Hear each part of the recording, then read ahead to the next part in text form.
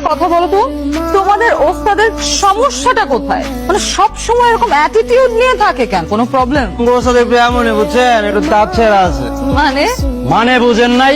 তার সিরা না হইলে কি আর বাবা মার লগে রাগ করে গ্যারেজে পড়ে থাকে? আমগো ওস্তাদের বাপ মা চাইছিল হ্যাঁ সরকারি চাকরি করো, আমগো ওস্তাদ তো আবার অটোমোবাইল ইঞ্জিনিয়ার, হ্যাঁ দেন জ্ঞান সবাই গাড়ি হই।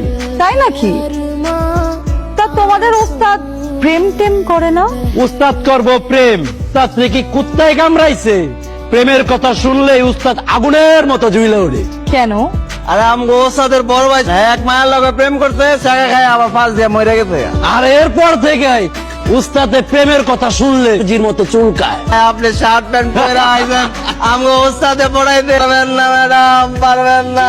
আমাকে উস্তাদের পছন্দ, সেলার কামিজ পরবো, টিফিন কারি দিয়া খিচুড়ি লই আইবো, আমরা সবাই মিলা খাম।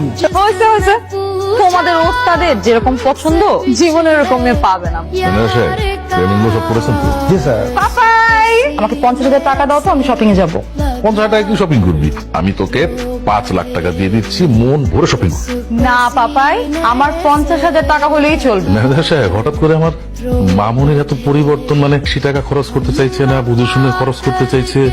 মা তোর শরীর ঠিক আছে তো? আমি কি সব সময় বাড়তি খরচই করি? না না, তা করবি কেন? তুই যা প্রয়োজন সেটাই করিস। আর তাছাড়া তুই আমার একমাত্র মেয়ে, তুই তো একটু বেশি খরচ করতেই পারিস। তোমার কাছে বেশি টাকা চাইলেও সমস্যা, তোমার কাছে কম টাকা চাইলেও সমস্যা, টাকা আমার লাগবে। তুই যা, আমি তোর ব্যাংকে সব টাকা ডিপোজিট করে দিচ্ছি, তোর যা লাগে খরচ করিস।